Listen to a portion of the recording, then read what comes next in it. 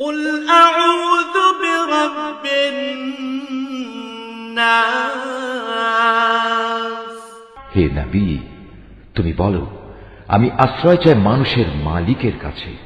ملك الناس আমি আশ্রয় চাই মানুষের আসল বাদশাহর কাছে। إله الناس আমি আশ্রয় চাই মানুষের একমাত্র মাবুদের কাছে। من شر الوسواس الخناس আমি আশ্রয় চাই কুমন্ত্রণা দানকারীর অনিষ্ট থেকে, যে প্ররোচনা দিয়েই গা ঢাকা দেয়।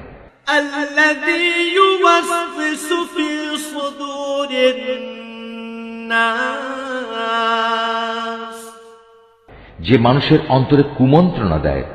من الجنة والناس জিনদের মধ্যে থেকে হোক বা মানুষদের মধ্যে থেকে হোক, তাদের অনিষ্টের হাত থেকে আমি আল্লাহ তাআলার কাছে আশ্রয় চাই। صدق الله العظيم।